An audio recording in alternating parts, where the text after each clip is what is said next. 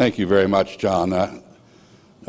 It's almost Halloween, and John has charged me with scaring the hell out of you. So I'll do my best. Will Rogers once observed that when you get into trouble 5,000 miles from home, you've got to have been looking for it. And it's a good deal more than 5,000 miles to Baghdad and Damascus, but boy, have we gotten into trouble. As John said, we are trying to cope with the cumulative consequences of multiple failures. Just about every American project in the Middle East has now come a cropper. By the way, there's a new Velcro-backed military campaign morale patch commemorating this, and it's available. I don't have any stake in this company, but it's available through Amazon.com for $7.45. And the patch bears an escutcheon with a logo that, in the interests of decorum, I will not read out, but it sounds something like Operation Enduring Flustercluck. If you're a Middle East groupie, which your presence here suggests you may be, you need one of these patches for your jacket. It describes what is now the characteristic within the Beltway approach to problem solving. If at first we don't succeed, we do the same thing again, harder, with better technology and at greater expense. The patch provides a cogent, if uncouth, summary of the results of this approach so far this century. We're now again down to the wire in our decade-long negotiations with Iran to cap its nuclear program in return for sanctions relief. There's no evidence that sanctions have had any effect at all on Iran's policies. Maybe that's because it doesn't have a nuclear weapons program, the one our politicians say it has. Our intelligence agencies tell us there's no evidence it does. No matter. Iran's mastery of the full nuclear fuel cycle and its development of missiles could give it nuclear latency, the future capacity to weaponize nuclear materials on short notice. The deadline for the latest and likely final round of negotiations is now only 31 days away. The failure to reach agreement could drive Iran to decide to build a bomb sooner rather than later. Still, those in the region against whom such weapons would be deployed seem to want the talks to fail. Agreement with Iran would, after all, open an ominous path to better relations between it and the West. The half-century-long U.S. effort to achieve acceptance for the Jewish state in its region has meanwhile died of a fatal buildup of glib hypocrisy, otherwise known as Netanyahu syndrome. Despite decades of trying, American diplomacy has also definitively failed to reconcile Palestinians to indefinite existence as disenfranchised captives of Israel's Jewish democracy. The so-called peace process will be missed. Eventually there will be an exhibit to it in the Museum of Diplomatic Debacles. In the meantime, politicians will visit its grave at opportune moments. There they will pray piously for peace, by which they mean entirely unclear and incompatible things. The region's leaders were long worried that Israel's abuse of its captive Arab Muslim population would radicalize their own citizens and destabilize their societies. Now that this radicalization has actually occurred, Israel's cruelty to the Palestinians has become just another outrage that Muslim extremists cite to justify terrorist reprisals against the West. Fixing the Israel-Palestine conflict would no longer call off the anti-American terrorism and wars of religion it helped to catalyze. This doesn't remove the Israel-Palestine issue as a motivator for anti-American terrorism, but in the years to come, you'll hear a lot about why curing injustices in the Holy Land need no longer be a concern for American diplomacy. There's been a not entirely unrelated discovery that in the contemporary Middle East, elections invariably, at least the first time around, empower Islamists. This has dialed down the American passion for free elections in Arab societies. Think about Palestine and Egypt. The revelation that anarchy also empowers Islamists is now cutting into American enthusiasm for regime removal. Think Iraq, Libya, and Syria. But as Americans trim our ideological ambitions, the so-called Islamic State, which is of course as Islamic as the Ku Klux Klan is Christian, so I'm not going to call it the Islamic State, I'll just call it Daesh, which is the Arabic acronym for it. Daesh is demonstrating the enduring potential of religious fanaticism to kill men, maim children, and enslave women in the name of God.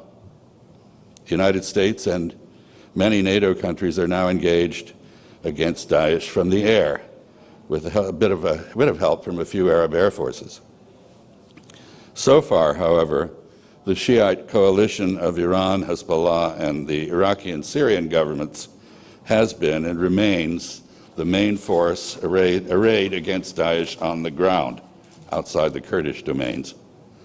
This has exposed the awkward fact that Iran has the same enemies as the United States, even if not the same friends. In the region that coined the adage, "My enemy's enemy is my friend," everyone's waiting to see what, if anything, this might mean. For now, at least, Daesh is a uniquely brutal force, blessed with an enemy divided into antagonistic and adamantly uncooperative coalitions. Daesh has been able to make itself an irresistibly attractive nuisance by committing dramatic atrocities and publicizing them to an easily vexed Western world. It's battling to energize the disaffected among the Islamic faithful against the West and to cleanse the Arab world of Western influences. It wants to erase the states that Western colonialism imposed after the collapse of the Ottoman Empire. It regards them as illegitimate entities that could not survive without continuing support from the West. Daesh judges that both its policies and its narrative have been validated by the American and European response to its provocations. The major contributors to the U.S.-led coalition opposing Daesh are the former colonial powers. These are Western, predominantly Christian countries, many of them with reputations in the region for recent sacrilegious mockery of Muslim piety. Token participation in the U.S.-led bombing campaign in Syria by the air forces of some Gulf Arab states and Jordan fits easily into the Daesh narrative. Daesh portrays those arrayed against it as a new crusader army with Arab lackeys attempting to restore the broken framework of Sykes-Picot. In this context, Western-led military intervention is not just an inadequate response to the threat from Daesh, it is a preposterously counterproductive response.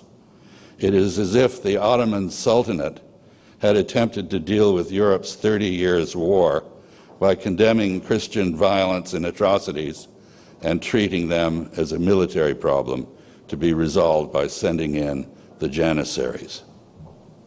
Admittedly, the United States cannot escape responsibility for policies that helped birth Daesh in Iraq and mature its fighting forces in Syria. The U.S. invasion of Iraq kicked off an orgy of intolerance and sectarian killing that has now taken at least 700,000 lives in Iraq and Syria and traumatized both, while threatening the existence of the other states created by Sykes-Picot a century ago. The rise of Daesh is a consequence of anarchy brought on by Western attempts at regime change. but it is ultimately a deviant cult within Islam. Its immediate objective is to destroy the existing order in the Muslim world in the name of Islam, as it defines it. Its doctrines cannot be credibly rebutted by non-Muslims. The threat it poses requires a Muslim-led political military response. A U.S.-dominated bombing campaign with token Allied participation cannot kill it. The United States is well supplied with F-15-16s and drones, but it lacks the religious credentials to refute Daesh as a moral perversion of Islam, which is what it is. Arab air forces are helpful. Arab religious engagement and moral leadership are essential to contain and defeat Daesh. Daesh and the 15,000 foreign jihadis it has attracted are an existential threat to Arab societies and a potential threat to Muslim societies everywhere. Daesh poses no comparable threat to the United States. Some Americans therefore argue that Daesh doesn't matter. A few suggest that because tight oil and shale gas are making North America energy self-sufficient, what happens in the Middle East as a whole no longer should matter much to the United States. But the Persian Gulf is where international oil prices are set. If you doubt this, ask an American tight oil producer what's happening in today's energy markets and why.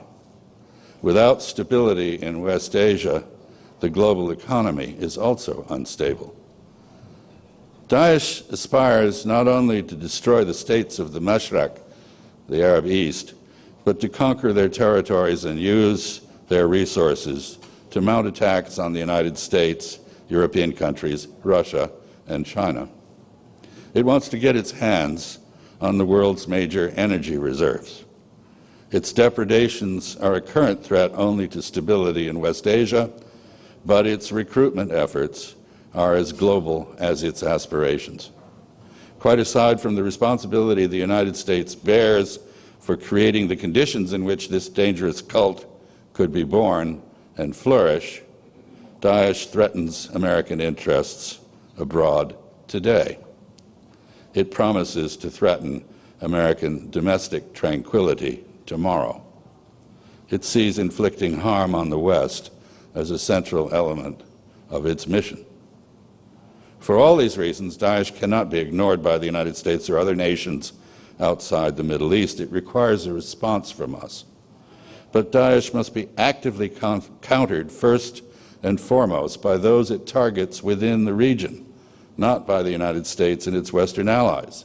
This means that our response must be measured, limited, and calculated to avoid relieving regional players of the primary responsibility for protecting themselves from the menace to them that Daesh represents.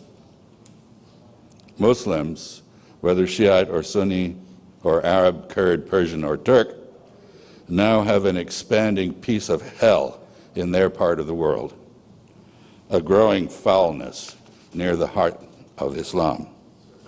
It is almost certainly a greater threat to all of them than they have ever posed to each other.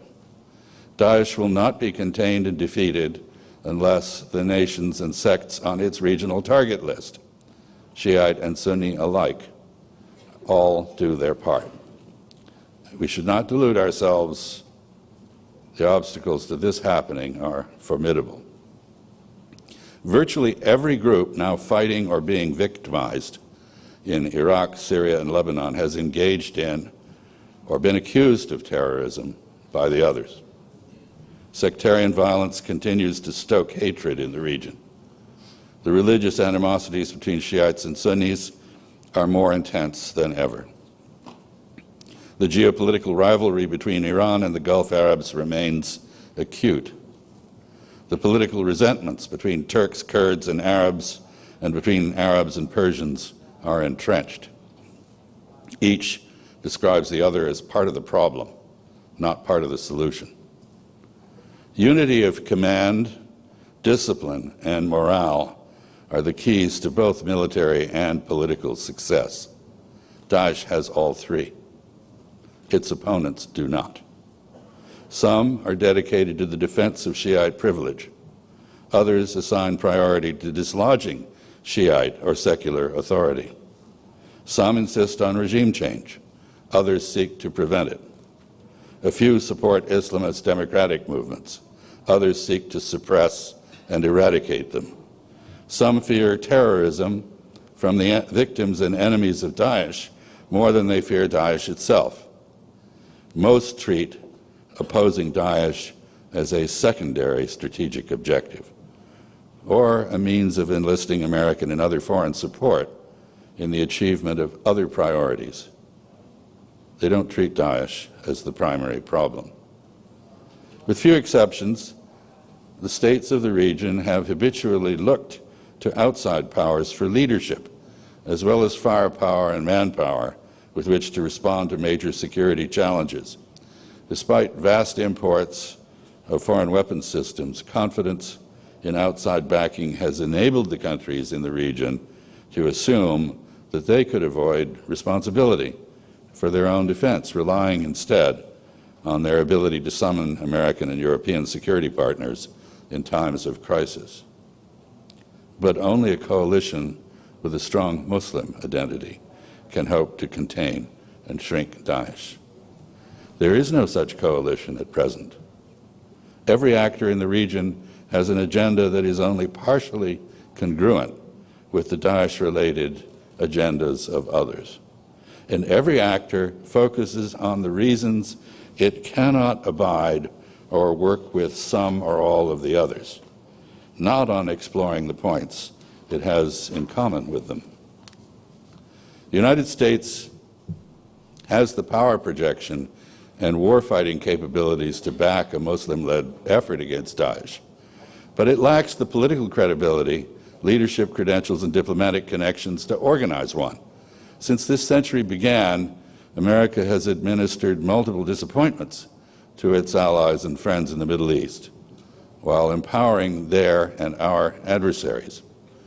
Unlike the Gulf Arabs, Egypt, and Turkey, Washington does not have diplomatic relations with Tehran.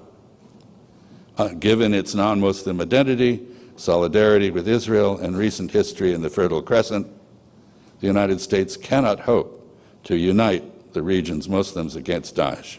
Daesh is a Muslim insurgency, a coalition led by inhibited foreign forces built on papered-over differences and embodying hedged commitments will not defeat such an insurgency, with or without boots on the ground. There's an ineluctable requirement for Muslim leadership and strategic vision from within the region. Without it, the existing political geography of the Arab world, not just the map drawn by Sykes-Picot, faces progressive erosion and ultimate collapse. States will be pulled down to be succeeded by warlords, as is already happening in Iraq and Syria. Degenerate and perverted forms of Islam will threaten prevailing Sunni and Shia religious dispensations alike, as Daesh now does. Where is leadership with acceptable credentials to come from? The Sunni Arab states of the Gulf will not accept guidance from Iran, nor will Iran accept it from them. The alternatives are Egypt and Turkey. Both are partially estranged American allies. Their relations with each other are strained. But any strategy that accepts the need for leadership from within the region must focus on them. They're the only plausible candidates for the role. But both are, frankly, problematic. Egypt is internally stressed and dependent on support from Gulf Arab partners whose main objectives are to carry out regime change in Damascus, push back Shiite dominance in Iraq, and contain Iran. The Egyptians themselves put the suppression of the Muslim Brotherhood and Hamas ahead of dislodging Mr. Assad or defeating Daesh. Turkey is more eager to remove Assad and roll back Kurdish factions associated with its long-standing domestic terrorism problem than it is to contain Daesh.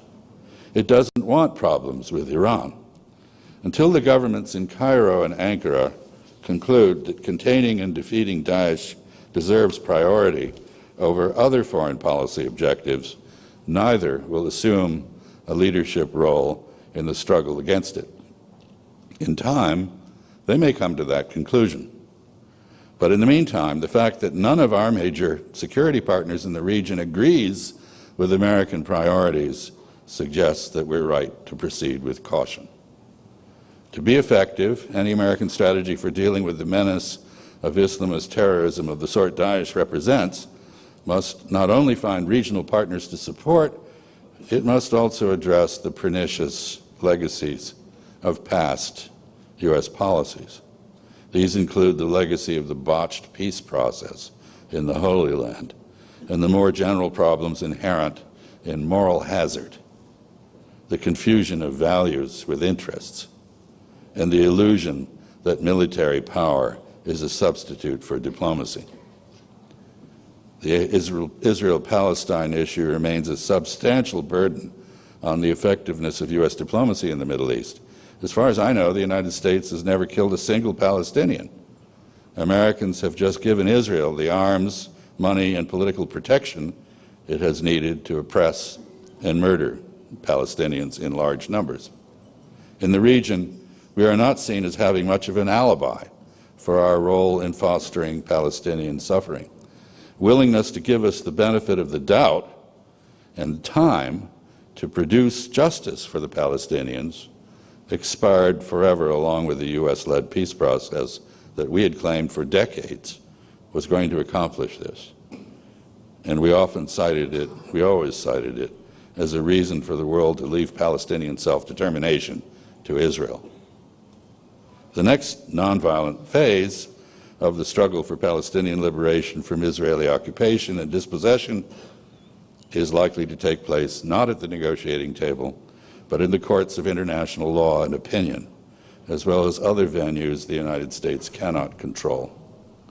Given the intimacy of American political, economic, cultural, and military relationships with the Jewish settler state in Palestine, there is a strong prospect that the mounting international effort to boycott, sanction, and disinvest from Israel, including especially the Arab lands it seized in 1967, will directly affect American companies and individuals in ways it has not since the Oslo Accords brought about the suspension of the Arab boycott of Israel. More to the point, the Palestinian cause seems certain to prove irresistible to Daesh as it consolidates and expands its hold on the region, as there's currently no reason to doubt it will. After all, Palestine combines the perfect mix of issues for Daesh: foreign occupation, suppression of Muslims, and interference with worship at important Islamic holy sites. With diplomacy having definitively failed, the Palestinians believe they have a choice between capitulation and violent resistance. Daesh is reported to be gaining ground as an alternative to more moderate movements like Hamas. To a majority in the region, continuing Israeli cruelty to Palestinians justifies reprisal not just against Israel, but the United States. Palestinian refugee communities provide a deep reservoir of recruits for terrorist attacks on Israeli and American targets. The growing sympathy for the Palestinian plight in Europe, Latin America, Africa, and Asia offers opportunities to recruit Western and other foreign cohorts. Assaults on Israel and its American supporters meet every criterion of political constituency building that Daesh could hope to find. Israel's right-wing government has meanwhile inadvertently been doing everything it can to incite Daesh to focus on it. During Israel's recent rubbling of Gaza, its deputy minister of defense threatened Palestinians there with, quote, a Holocaust, unquote. Not to be outdone, a senior figure in the Habet HaYehudi party, which is part of the governing coalition in Israel, called for the destruction, and I quote, of the entire Palestinian people, including its elderly and its women, its cities and its villages, its property and its infrastructure. And a deputy speaker of the Knesset called for the forced depopulation of Gaza. This brings me to a core issue in U.S. policies in the Middle East, the moral hazard implicit in U.S. unilateralism. Moral hazard is the condition that obtains when one party is emboldened to take risks it would not otherwise take because it knows another party will shoulder the consequences and bear the costs of failure. U.S.-Israel relations exemplify this problem. American political and legal protection plus subsidies and subventions enable Israel to do whatever it wants with its Arab neighbors and with no concern for the consequences. But the same phenomenon has been at work in Arab approaches to the nuclear disarmament of Iran. If America can be induced to take the lead in handling the Iranian threat, why should any Muslim country rearrange its priorities to do anything about it themselves?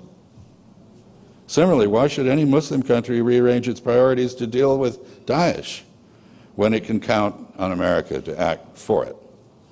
If America thinks it must lead, why not let it do so? But responsible foreign and defense policies begin with self-help, not outsourcing of military risks. U.S. policy should encourage the nations of the Middle East to develop effective political, economic, and military strategies to defend them and advance their own interests, not rush to assume responsibility for doing this for them. Part of such a policy adjustment toward emphasizing the primary responsibility of the countries of the region for their own security would involve weighing the opinions of our partners much more heavily in our decisions than they have since 9/11. Had we listened to our Gulf Arab friends, we would not have invaded Iraq in 2003. Iraq would still be balancing Iran. It would not be in chaos, and it would still have a border with Syria. The United States needs to return to respecting the views of regional powers about the appropriate response to regional threats, resisting the impulse to substitute military campaign plans made in Washington for strategies conceived by those with the greatest stake in their success. The need for restraint extends to refraining from expansive rhetoric about our values or attempting to compel others to conform to them. In practice, we've insisted on democratization only in countries we have invaded or that were otherwise falling apart, as Egypt was during the first of the two non-coups that it experienced.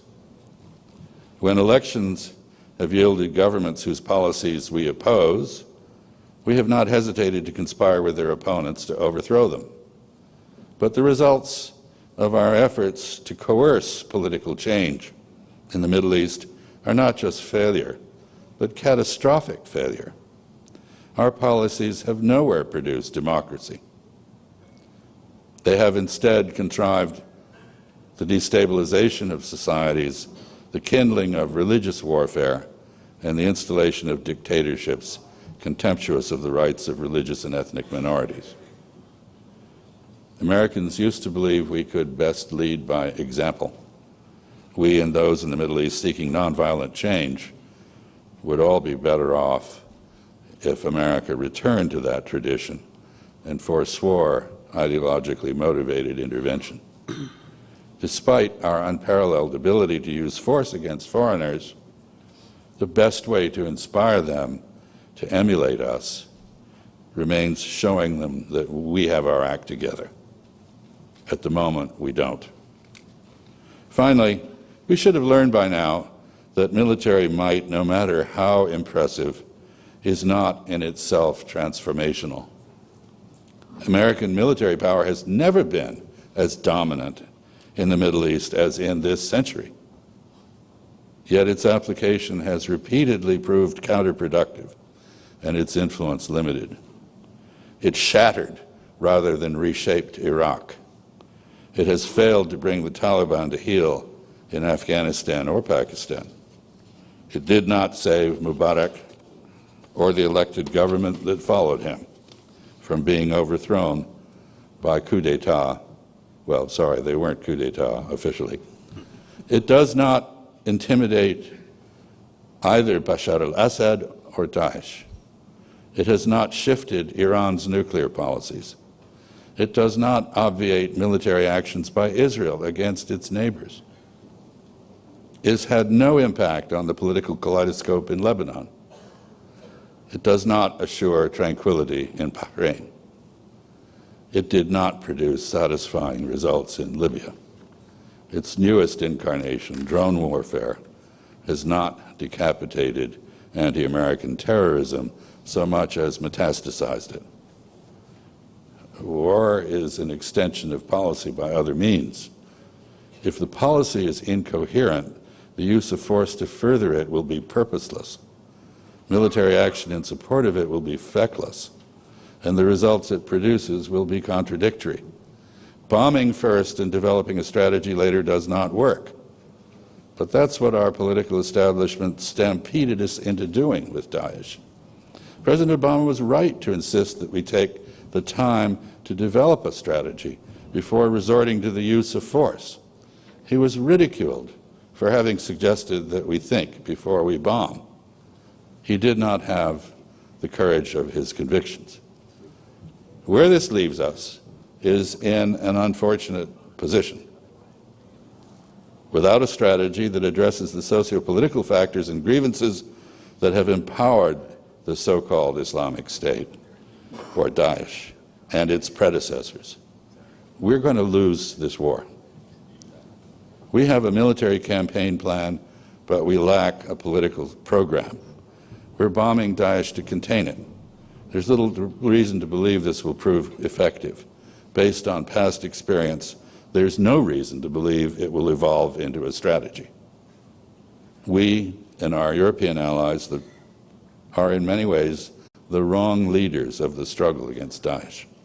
It can only be defeated by a coalition with credible Muslim Islamic credentials.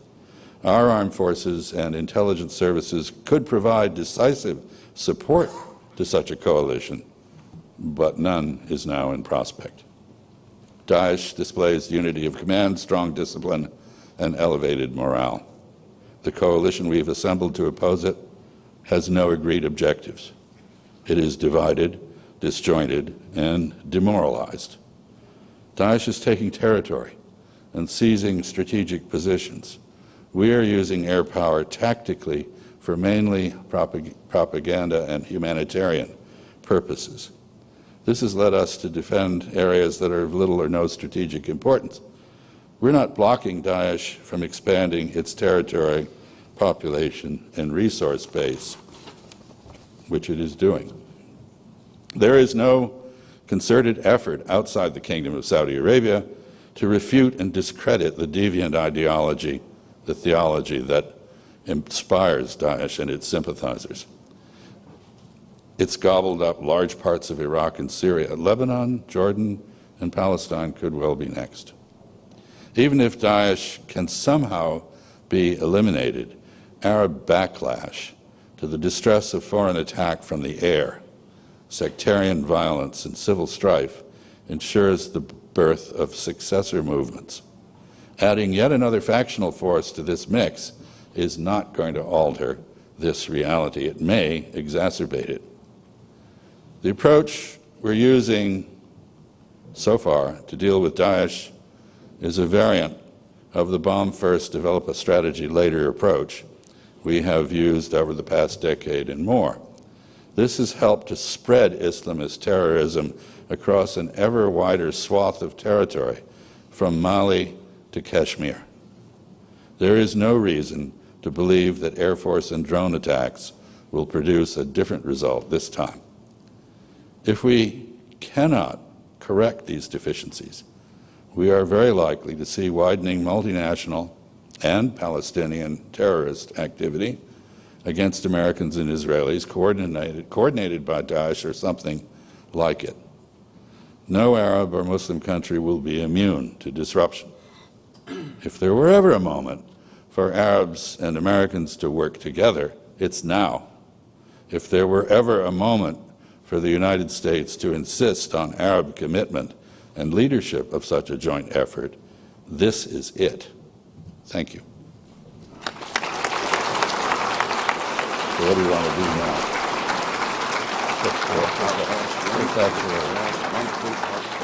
Okay. I won't.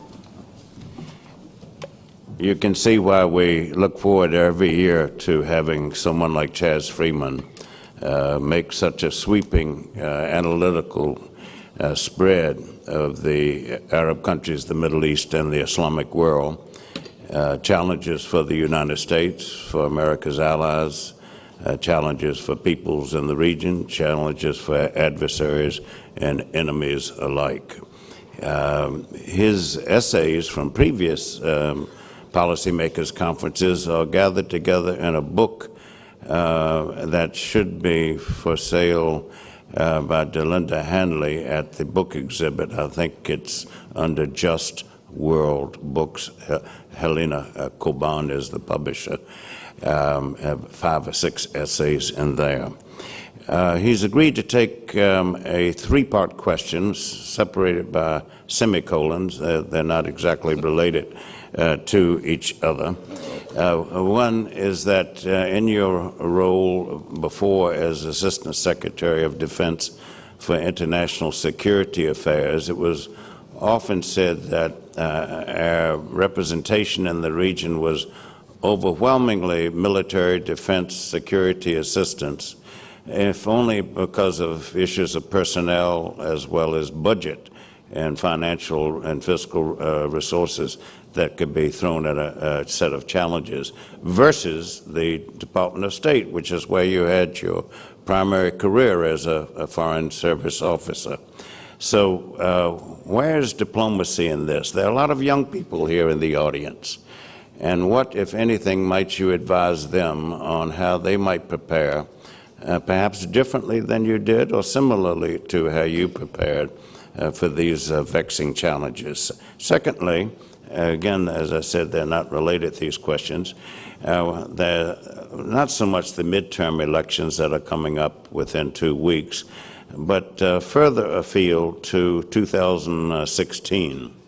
What difference would it make on issues pertaining to the Arab countries, the Middle East, and the Islamic world, were there to be a regime change in terms of political party change here?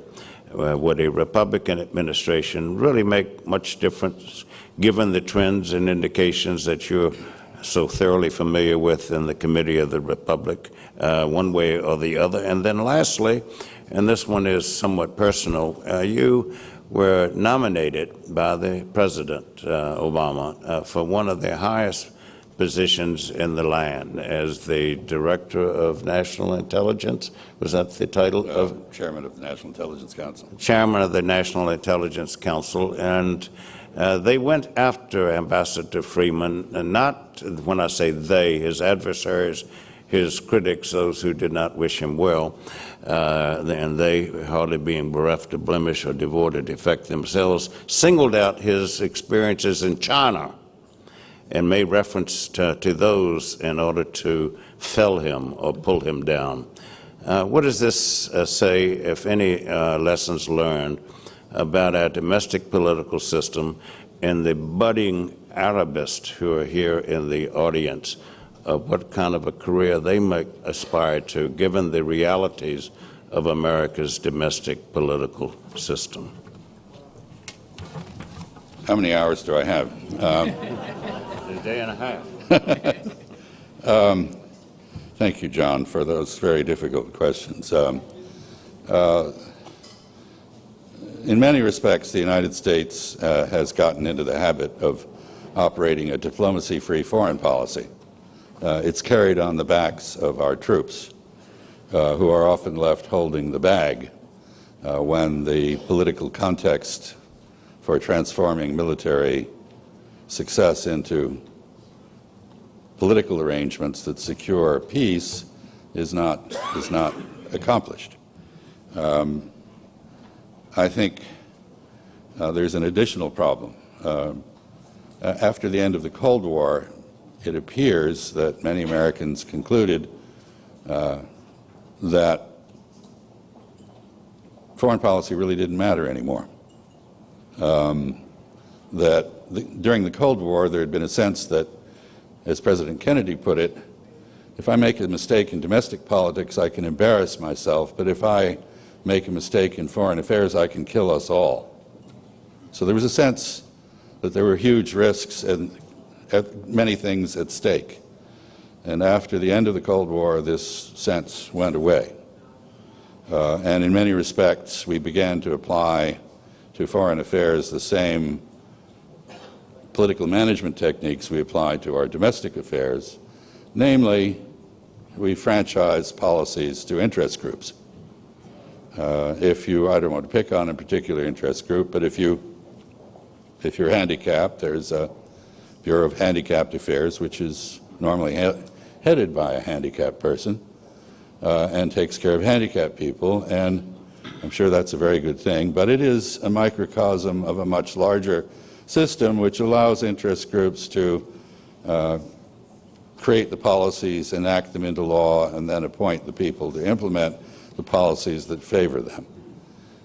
In foreign affairs, for a while, the Save the Whales crowd had Norway, the non-proliferators had Russia, the religious freedom people had China, Tibet, and of course now we have a huge counterterrorism industry, and it's got much of the Arab world.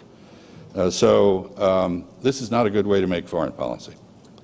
We need to learn from a fairly unbroken record of mistakes and failures and get our act together. I'll just add one more thing here, which I think is organizational and it's interesting. Don't hold me to the precise numbers, but President Eisenhower had something called the Long-Term Planning Board at the White House, which was intended to look over the horizon at long-term issues. President Kennedy believed in action, not thought. And so he abolished that, and he created the National Security Council staff. Initially 6 people, famous people, McGeorge Bundy, Walt Rostow, Gene Rostow, various people who collectively managed to maneuver us into Vietnam. So it wasn't without consequence. But fast forward 20 years to Carter-Reagan era, and this staff of 6 had grown to about 50. In the George W. Bush era and the Obama era, it has exploded in size. I believe in 2013 it was 370. And that does not include temporary people assigned for 2 months or less temporary duty, which brings the total to around 600. If you have that many people, each of them specialized in some subject matter, in effect what you have is a group of frogs in wells. You know, the frog's at the bottom of the well, and he or she looks up at the little peaches of sky that he or she can see and says, that's reality. So we have 100 frogs in 100 wells, and none of them connect their little patch of sky to the sky that's seen by others. So we have a system which guarantees that our response to any event will be tactical, not strategic. I think these are things we might think about. What difference would it make if there were a change of regime to another political party? Well, based on the evidence, very little at all. There was a great expectation. President Obama promised change you can believe in, and he delivered change we can't even detect. I don't hold my hopes high about the implications of a partisan shift. Finally, what can be learned from the National Intelligence Council issue? This goes back to one of the problems in Washington, which is the excessive politicization of senior levels of the professional foreign policy establishment. The number of political appointees and the levels at which they operate in the government has steadily expanded since the Nixon era. And along with this, positions like the one to which I was named and which I actually accepted, it was not a position confirmed by the Senate, which had its good and its bad elements. The bad element was there was no way I could clear my name once accusations were made. The good element was that normally these positions are staffed by people selected on merit. But even that sort of position is now politicized. Perhaps this process began with the borking of Judge Bork, and it has continued. Partisanship now extends very far down in the bureaucracy. Now, there's one exception which is important, and that is the Joint Chiefs of Staff and the military establishment. Every 4 or 8 years, if we have a regime change, the U.S. government administers a frontal lobotomy to itself, and all of the brain power is excised and goes to K Street or somewhere else. The one part of the government that doesn't change is the military. So both because the military are very competent, we have an excellent military, superb, and because they're there and they have institutional memory, our habit is to entrust them with more and more. And this has added to the militarization of our foreign policy, our intelligence establishment, and so forth. So we're caught in a series of trends which we really ought to reflect upon. We're a couple of hundred years into this republic, and probably it's time to rethink, and I think the National Security Council staff would be far better with 24 people than 370 or still less 600. At least it would be a presidential staff, not a bureaucracy. I'd argue that if we do have a regime change, whether it's Democratic or Republican administration that comes in, it will be a regime change. We should demand, we Americans should demand that our government redesign itself and reinvent itself. That was the promise after the end of the Cold War. It was not met, and we need to call in that commitment. Thank you.